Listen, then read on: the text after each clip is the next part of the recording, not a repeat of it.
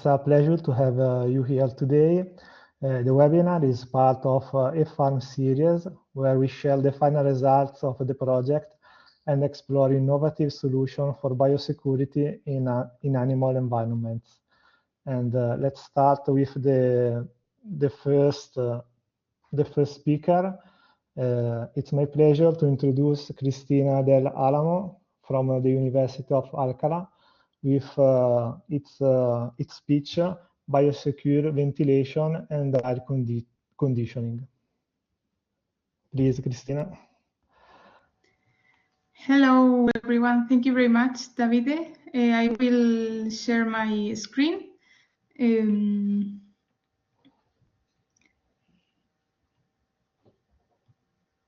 Let me know if you can see. Yes, it's working. Okay, perfect. So good afternoon, everyone. Today, as Davide mentioned, I'm going to talk about biosecure ventilation and air conditioning and the importance of the air in transmission of this disease.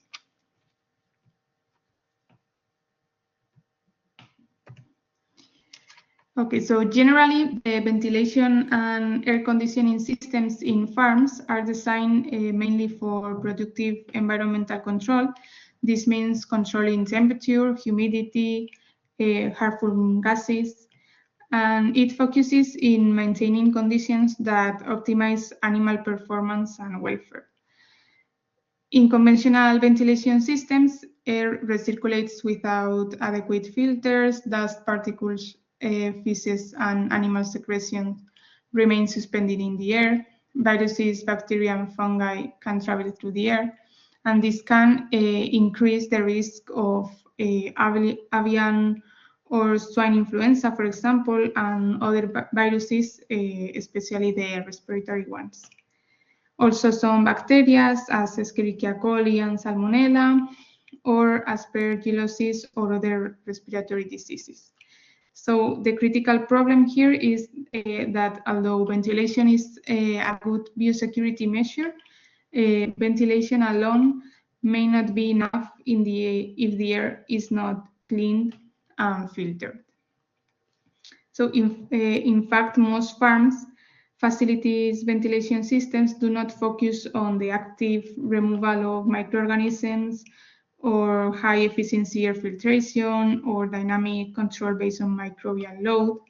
This is more typical of genetic centers, other farms of high value of healthcare, or other production systems that have very high biosecurity measures.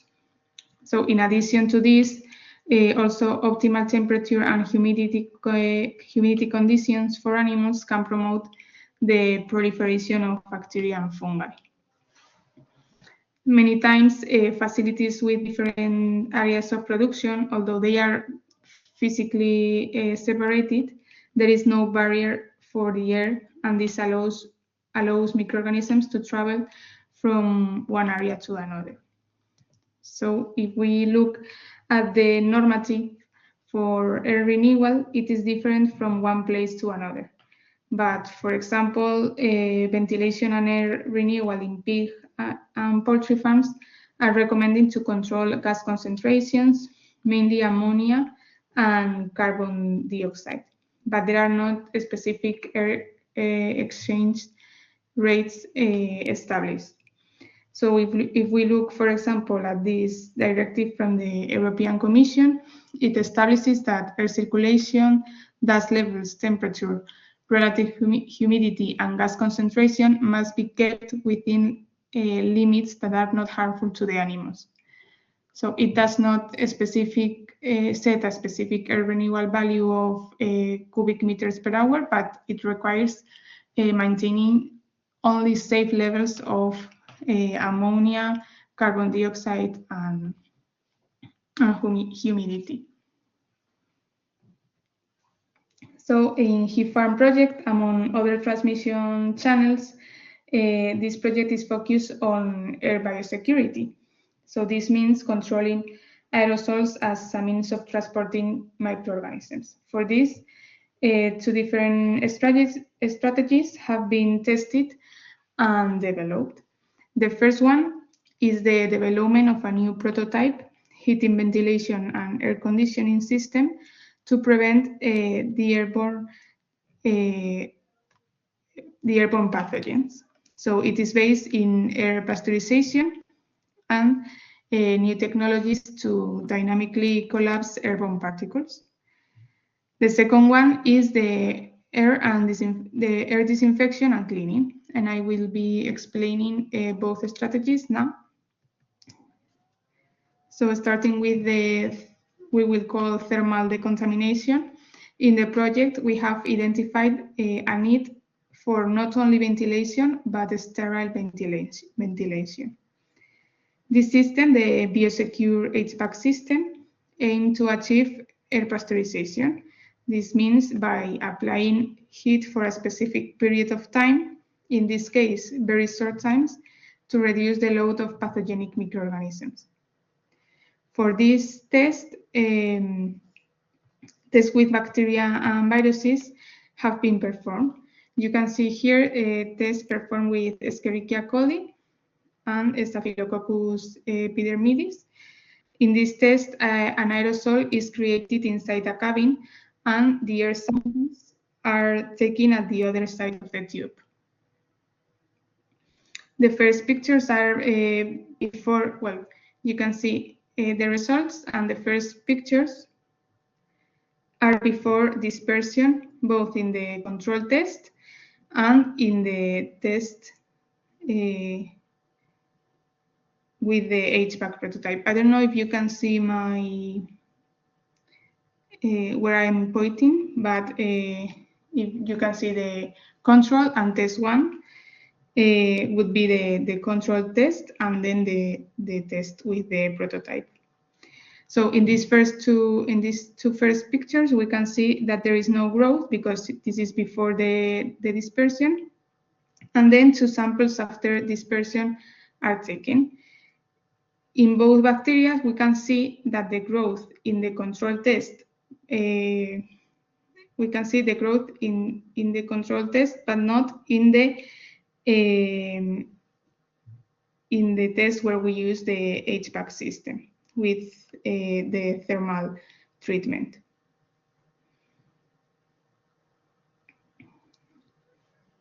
So in this test, we have seen that normal bacteria can be inactivated quickly in a short time and with the air reaching a temperature of approximately 60 or 70 degrees.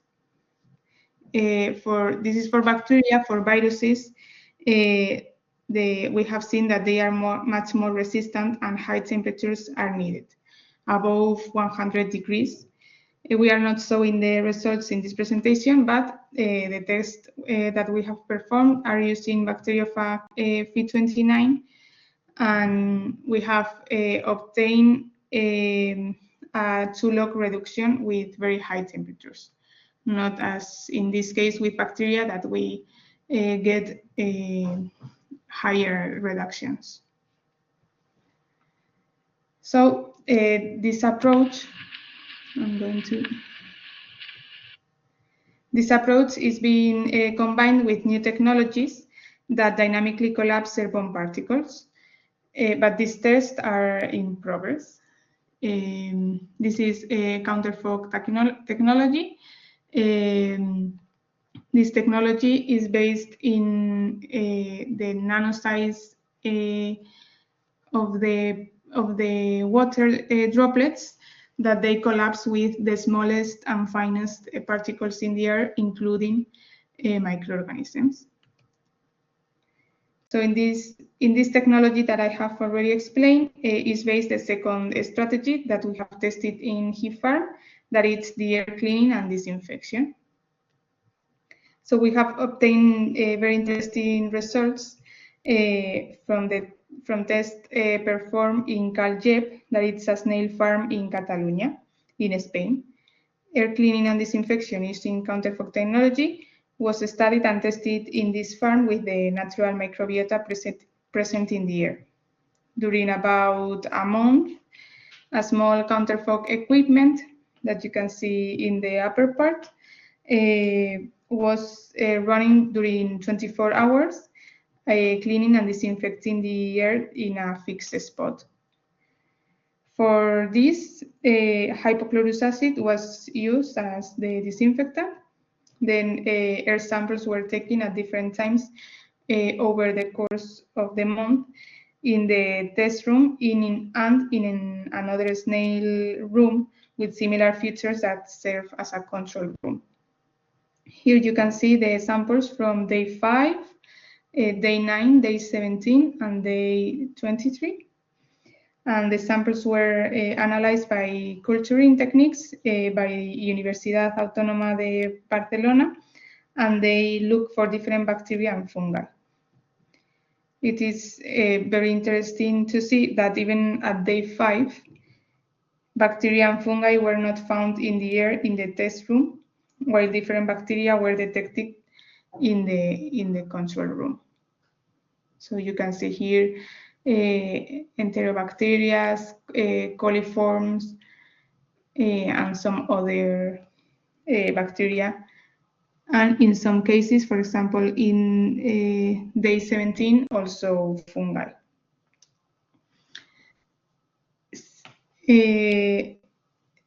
Similar results from the day 5 were seen in day 9, 17, and 23, but with some exceptions, but observing in most cases the reduction in the bacterial load. Also, samples from different surfaces were taken, and in this case, we can see that there is no difference between the samples taken in the control or in the test room. The disinfection was not specifically directly directed to the surfaces, so it makes sense that they are not as clean as the air. And we can conclude that surfaces need a thorough cleaning and disinfection procedure, but this was not intended for surface decontamination, but for air cleaning and disinfection.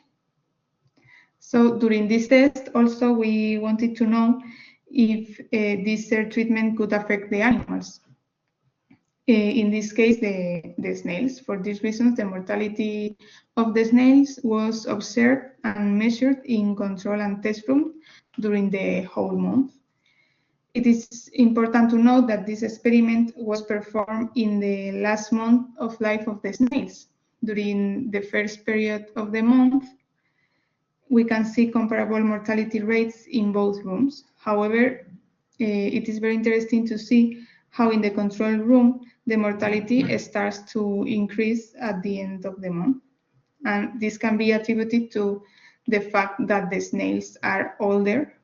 But in the case of the test room, that is the line you see in blue, the mortality does not change significantly during the whole month, even at the end when the snails are older. So we found these results very interesting because it seems that the snails were dying less in the test room where the air was being cleaned and disinfected. An explanation for this is that as snails are older, their immune system is also weaker, and opportunistic microorganisms present in the air can sometimes cause the death of the animals. However, in the test room, as the air was clean, this opportunistic bacteria did not affect the snails, reducing the death rate.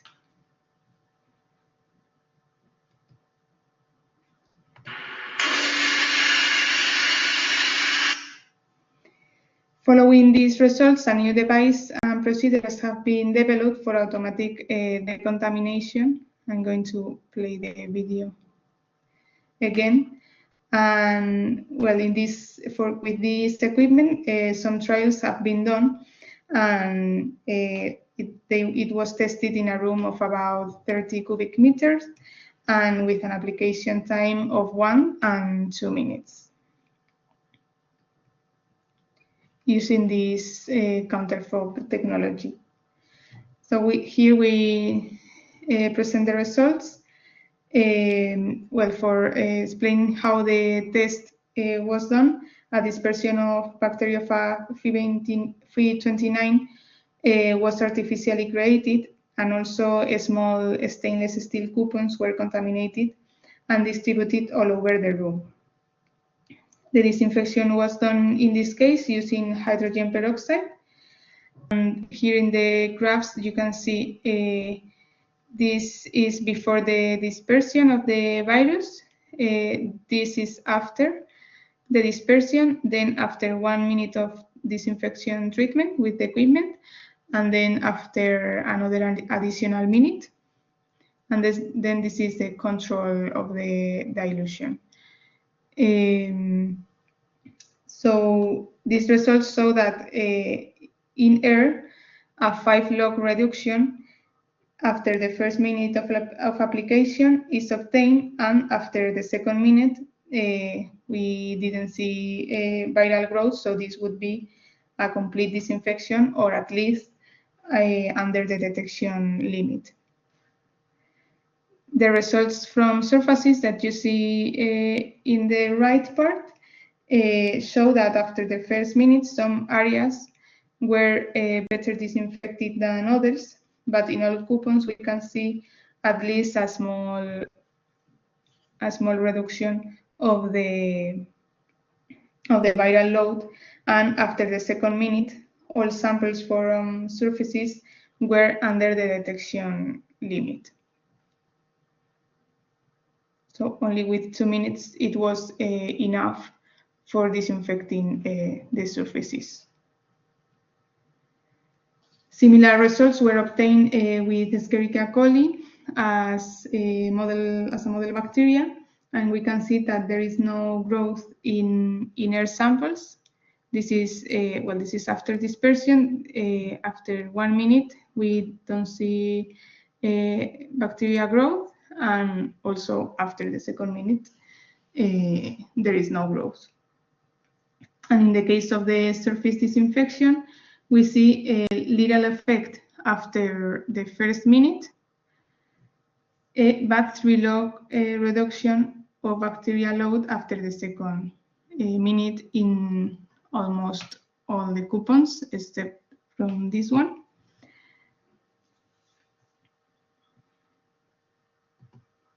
And well, in conclusion, we can say that effective techniques have been developed in the project to prevent the airborne transmission of microorganisms, maintaining biosecure conditions in the environment.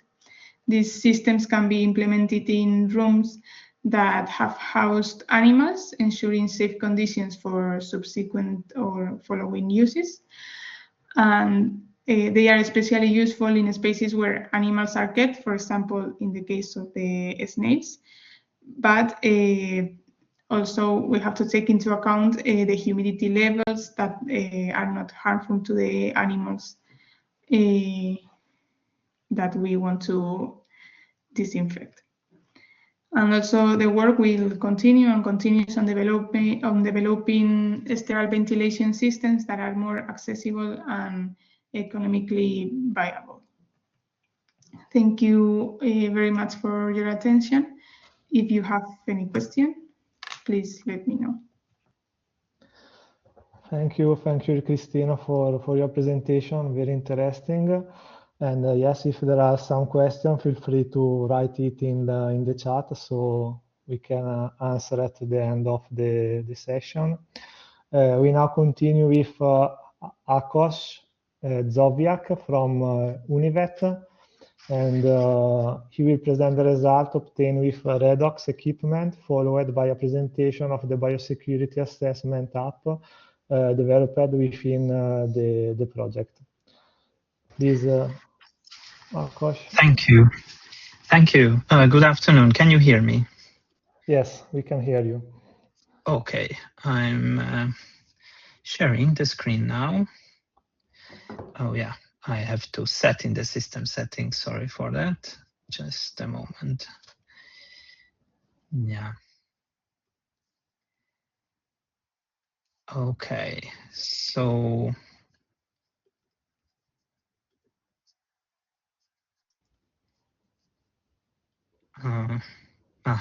Okay. Yeah, I've never shared a screen from for this application, so just give me a second because I have to restart my browser. So sorry for that. Okay. Just really a second.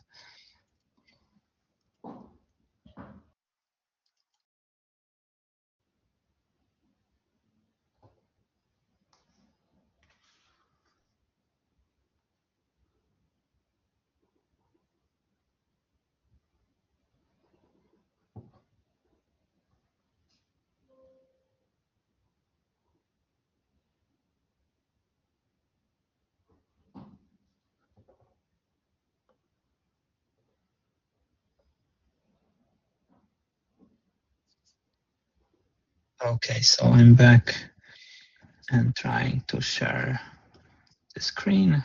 Okay, it should work now. And please let me know if you can see the slide. Yes, we can see the presentation. Okay, thank you, and thank you for your patience. Sorry for that. So the first presentation is about the results with the redox equipment, and as just a quick recap, what this whole method is about. I have a few slides prepared for introducing the whole concept of the principles. So generally, what is the problem in conventional classical microbiological methods? When we want to culture different microbes, we need a long incubation time. Depending on the microbes, it could be 1 to 4 days. And also that's true for most of the quantification methods that we need. Even for PCR, we need a phase where we enrich the microbes to a sufficient amount that we can detect them. So when we want to detect only one microbe from a sample, we need that time to enrich and detect. And that there always been a need to develop rapid microbiological methods which could detect a very low number of cells as well, and could distinguish between living and not living organisms. And usually what happens with these different innovations is that they try to capture one or another physical or chemical phenomenon associated with microbial growth. So like detecting cell counting or turbidity or measuring ATP. They all have their advantages, but also disadvantages in terms of some of them are not able to detect to separate living or non-living cells. Some others need very specific culture media or very specific settings. And in that series of innovations, what we developed at the university is measuring the redox potential of the medium where the microbes are growing. And the reason for that is that usually the energy source for the growth of the microbes is the biological oxidation, which results in the reduction of the environment. So it has been described a long time ago. However, what we discovered that this change in redox potential could be measured, detected, and also could be used for different quantification purposes as well. So what you could see here is that when, as on the x-axis, the time passes and the microbes grow, this should be the blue line.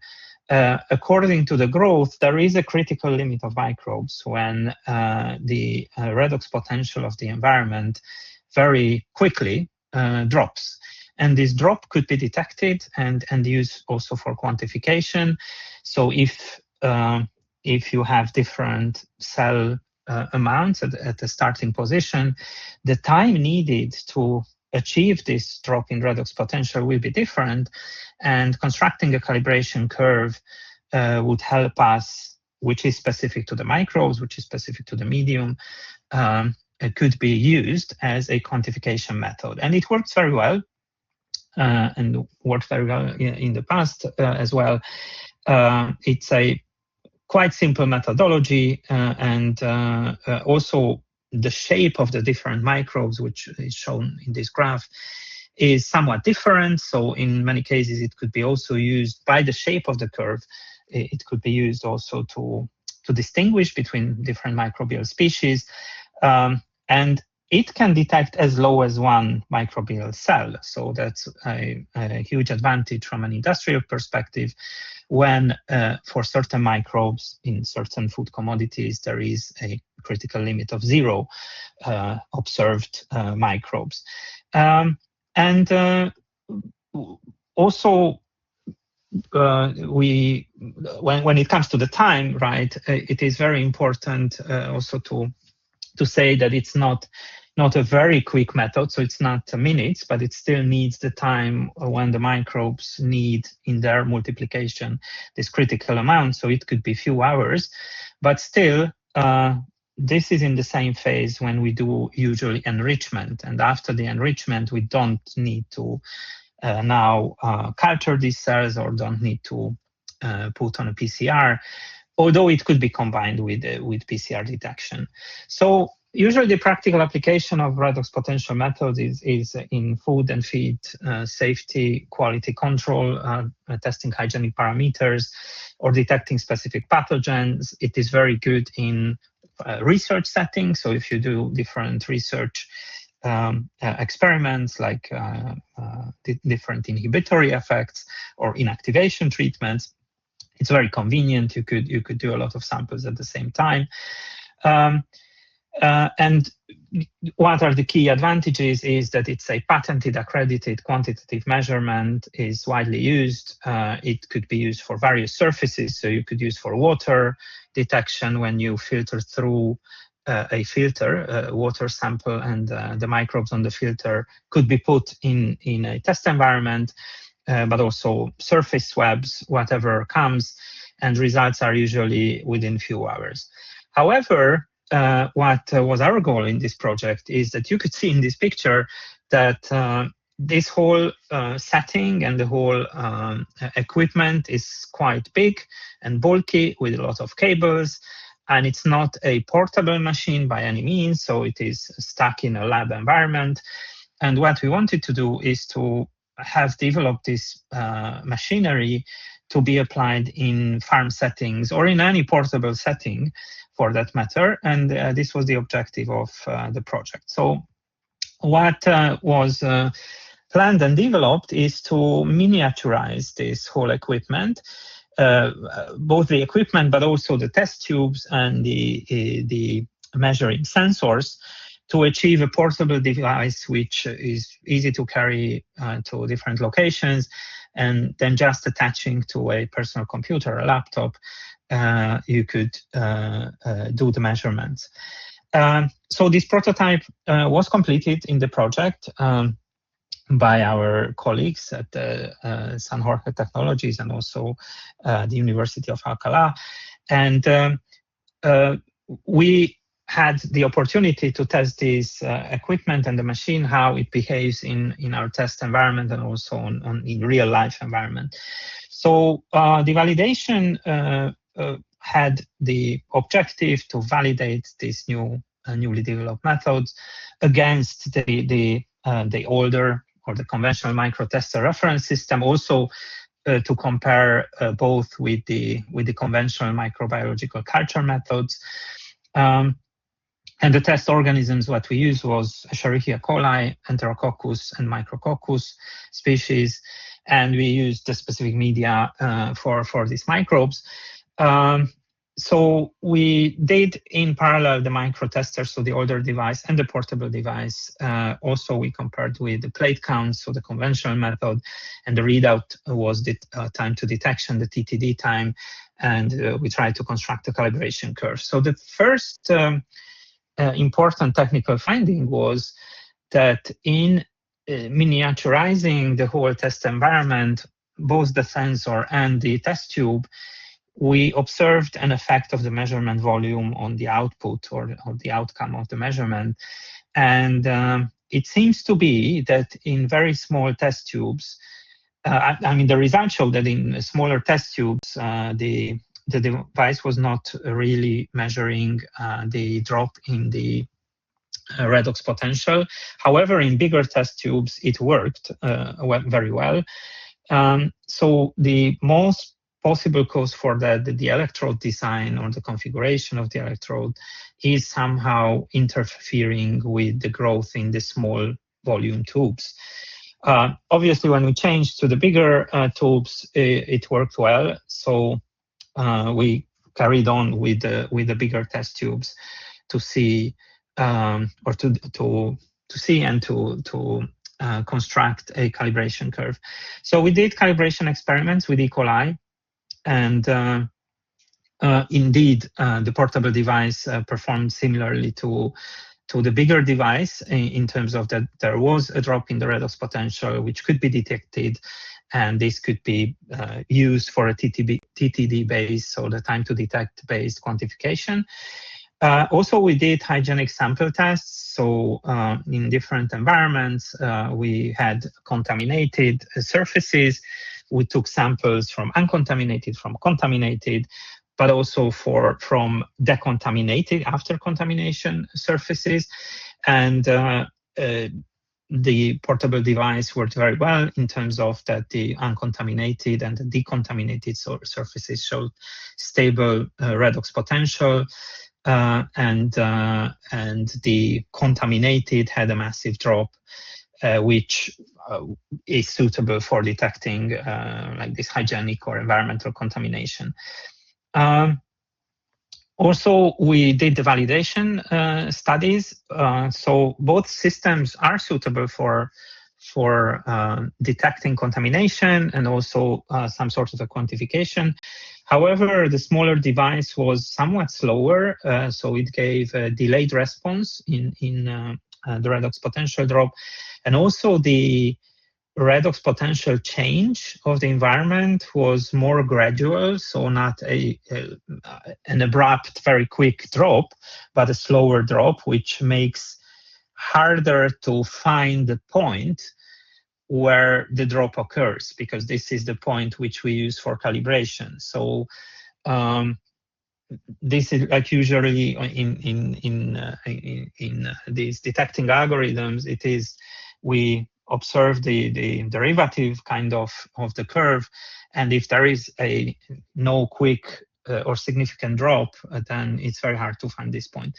Obviously, the likely explanations for that is that we have differences in sensor sensitivity, most probably, and obviously the geometry of the electrodes, the small electrodes versus the big electrodes, is absolutely different. So this kind of difference in geometry might cause these issues. Also, it might be that it's a difference in signal processing, but the overall conclusion is that this device is suitable for qualitative and semi-quantitative detection. It has a clear potential for a low-cost, rapid microbiological monitoring tool. It is able, at the current state even, it is able to detect contaminated surfaces versus uncontaminated within few hours, and for that purpose, it's already good. And also it has an advantage of being portable, that the test could be done on site, so on farm or on any environmental setting. However, it needs some further developments to improve the electrode stability, also to improve sensitivity for very low microbial concentrations, so below 100 cells. And like in farm environment, most probably it doesn't make any big difference. But in food safety environments or in samples where we need to be able to also assess this regime of less than 100 cells, then it needs further development. And also to evaluate behavior of both the cells, but also the equipment or the redox potential of the environment during the stationary phase. So when to be able to construct a good calibration curve even for lower regimes and with stable readouts. So this is the presentation about the redox potential measurement. So just for a recap or a summary, it is indeed a quick and reliable method, and it could be widely used, and there is a potential that it can detect as few as one cell. It's easy to use, and especially with the portable device, it's even kind of easier to use because you could carry it around. It needs a low amount of test fluid, and this test fluid is not specific, so it's not that it is a very specific test fluid which is expensive and has a very specific redox potential. Most of the microbes could be detected with their conventional enrichment media, so nothing new needs to be applied here. It is suitable for quantitative measurement, and we need still to work on the prototype works, and it's able to distinguish in a portable manner the contaminated and uncontaminated surfaces, but further optimization is needed to reach this one cell detection or quantification limit. So this is it very briefly. Do you have any questions at that stage? Because then, oh, sorry, I will go back to the PowerPoint. If there are no specific questions, then I would continue with the other presentation. And thank you very much for the attention so far. So the next presentation is about the biosecurity assessment app developed in the project. So just to, again, to set a kind of a context why we wanted to develop this methodology or this tool or this app, what is the problem here is that for farmers, but also for authorities, it is quite hard to assess biosecurity levels, and also hard to ensure biosecurity on the other hand. So the reason for that is that it's, although we know a lot about hygiene, about microbes, about spreading of microbes for many decades or even centuries, I would say now, there is still a lot of gap in our knowledge. And also hygiene or biosecurity is a field where everything needs to be right in place. And the combined effect of all these preventive measures will result in a good biosecurity level. And even if one thing is not really fitting, then it is a possibility for biosecurity to decrease. So we have multiple channels of threats, and in the project we defined 9 distinct transmission channels. And all these channels carry different risk in terms of probabilities of for the farmer, for the animals to be infected, and different spreading mechanisms as well. And also the intervention methods for these channels will be quite different. Also, existing advisory materials, guidance documents, usually list many measures, interventions, without really being aware or telling the farmers or the operators, but also that's true for the authorities, that which risks are the greatest on their specific farm and which intervention measure would be the best for a specific farm setting. And for that, there are systems out there, which different quality assurance and safety assurance systems, but they are quite rarely used, to be honest. And it's very, there is no uniform or a systematic way to score risks, compare interventions, also to justify investment for the interventions with evidence. So what is the cost and what is the benefit of installing a new intervention, or to installing a disinfecting equipment or diagnostic equipment. And this return on investment is very hard to quantify, and it uses a lot of assumptions. And the economics of that is very rarely assessed. And if assessed, it's very hard to translate into farm level decision support systems. So what we wanted to do here is to give a shot, or to try to develop an application which helps in all of these. You will see that obviously, or not obviously, but it's still very hard develop a very generic application which is easy to use, but at the same time gives so high level of resolution that it could be really used by like a farm level assessment. But we tried to do it. So what project elements we used for that? So we had in the project developed different transmission, maybe not models, but at least transmission effects and probabilities of transmissions on the 9 different channels, that how the different pathogens spread, and which transmission channel is the most important in certain settings. So we have this one. Also, we have different farm biosecurity technologies which were developed in the project. So the different disinfection equipments, vehicle disinfections, personal disinfections, also different diagnostic methods. And we have some sort of efficacy data for all of these. And we also have developed economic evaluations, so cost effectiveness and cost utility analysis framework for biosecurity interventions. And in the small study, what we did, we choose MRSA, so the methicillin resistant Staphylococcus aureus, as a model microbe to calculate cost effectiveness, cost utility of interventions versus non-interventions, and what would a disinfection mean both in investment but also in return in human health, different metrics. And from all of these input data, we developed this intervention wizard or biosecurity application, which we try to use these principles, what you see in the screen. So it is a tool which doesn't need very specific installations.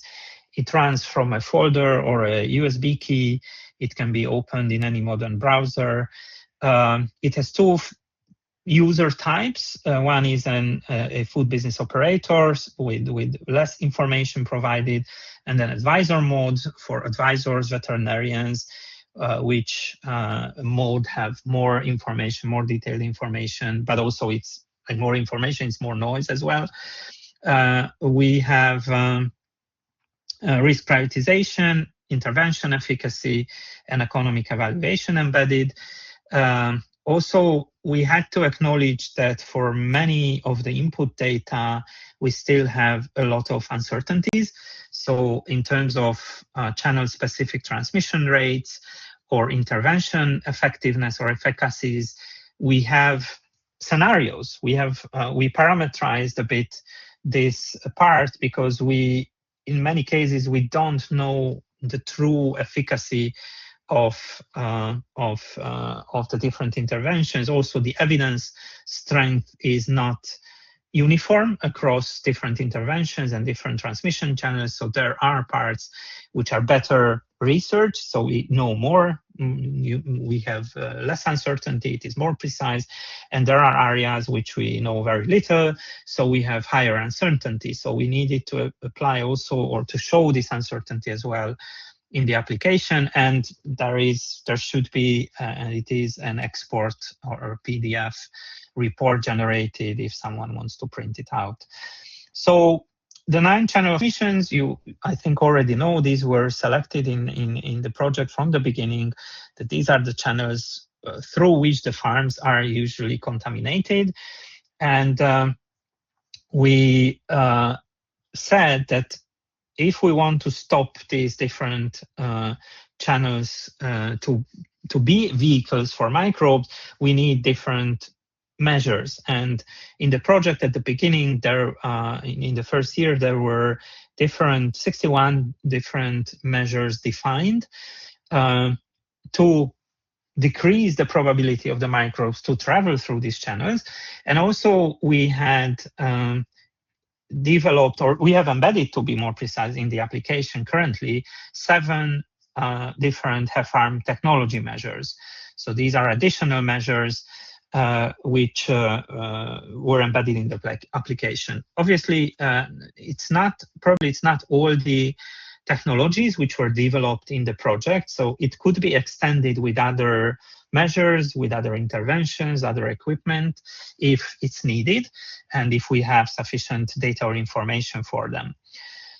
So what could be seen on the screen, on the first screen, is to provide the farm profile. So like name of the farm, farm type, what animals are kept on the farm, in what production system, what is the farm size, which will have an effect on some of the economics, and what is the country or the region. It also will have an effect on costs and also the health outcomes in later in the analysis.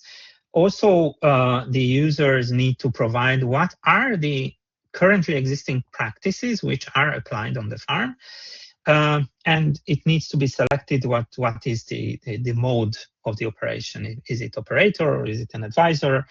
And it should be selected in the first screen. And the next screen, a workflow will be generated based on the farm type. So what are the steps on a farm which are happening when the animals arrive, and then what happens with the animals until they leave the farm. And on that workflow, we applied a FMEA-like approach to assess probabilities of or the risks of different hazards, different microbes to spread. Before that, just a few words about FMEA. So it's the failure mode and effects analysis. It's a engineering led or engineering focus method to evaluate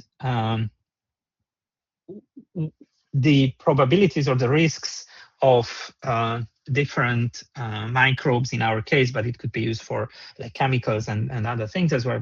But in our case, it's about microbes, to define that which steps in the procedure will have the higher risk under certain circumstances.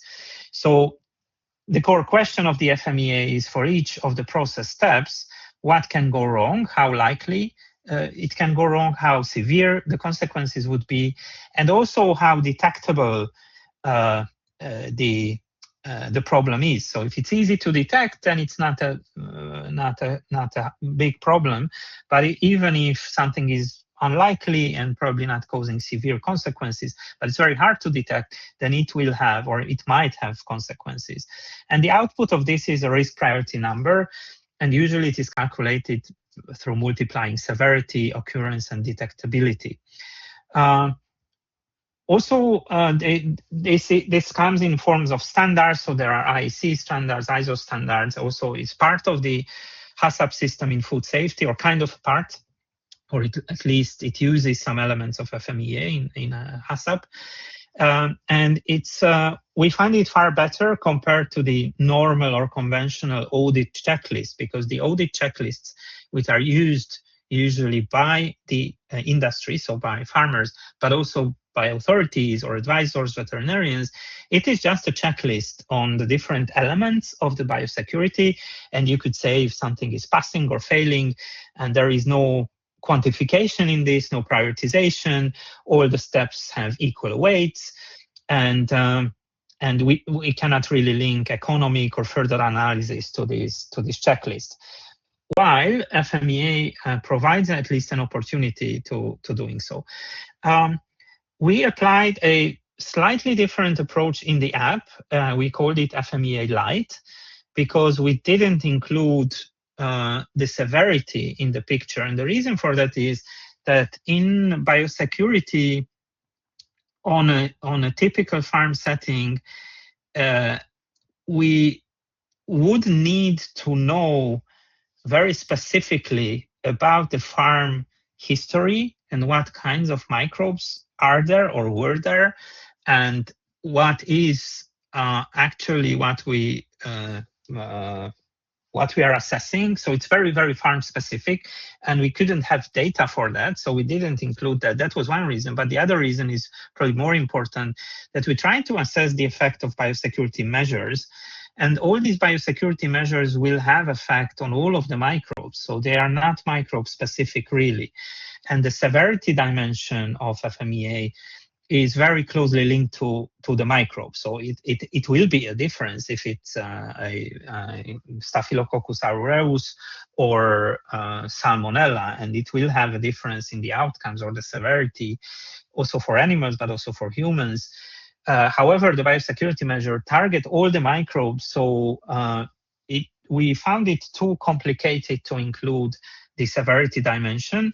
So we chose to apply two parts of the probability dimension, the likelihood and the exposure. So the likelihood is about how likely a contamination could occur, and the exposure part is about how big the farm is, how many animals there are, what would be the effect. So this exposure is kind of a replacement for the severity because, yeah, if it's less animals, then the consequences are less severe. But we excluded this dimension of being microbe specific. So in that, in the second screen, what the users will see is that these are the different steps or different parts of the biosecurity, as you wish. So like receiving the animals, visitor entries, feed delivery. So all the steps, what can happen on the farm, these are constructed based on the input that what kind of farm it is. And also this input provides an initial assessment of the likelihood, the exposure, and the control maturity. So they are pre-filled kind of based on the type of the animal and type of a farm and the size of the farm. So these are pre-filled, but it could be set by the user and should be set, to be honest, by the user. So if they agree with this like predefined assessment. So they set this on the screen, and then the next screen or the analysis will happen in the background, and the next screen will provide interventions and or suggest interventions, that what kinds of interventions would have what kind of effect on the outcome, and these are grouped into like 4 different views. These are different views. So the first is quick wins. So it provides the interventions which have the lowest effort, but relatively immediate or higher gain outputs. The high impact would be the interventions. So this is the other tab, the high impact, which would be the interventions we have the highest impact or the highest effect, irrespective of the effort or the cost.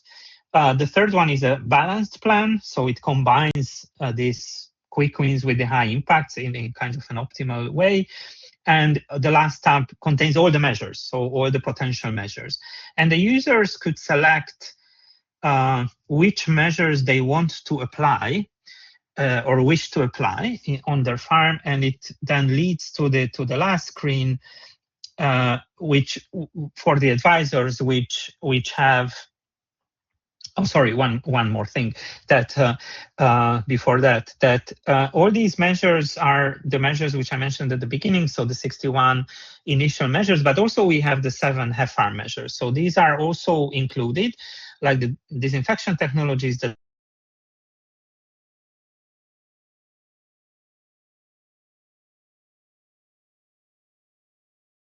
lighted in the application with different colors, so it could be really easily seen that, yeah, this is a farm technology, and we suggest for this specific farm, this specific technology to be applied. And on the last screen, you will see this advanced advisor mode where we have a channel breakdown. So what kinds of channels provide the most risk at the current settings on a current farm. And also, this is the place where we included this economic evaluation. Also, again, have to add that this is not for all the microbes. It's only for the methicillin-resistant Staphylococcus aureus as a good demonstrator microbe, because it is on animal farms. It's not that rare. It has massive human health consequences, or might have.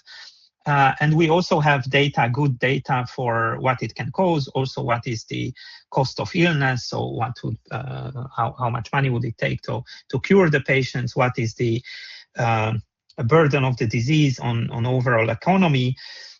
So all of that we have. So we chose this microbe as a demonstrator or as a pilot microbe, and the results of this microbe and the interventions on this microbe are also provided here. So if you apply the disinfection technology, because it's linked to the disinfection technology, if you apply farm disinfection technologies, how much money would you save in terms of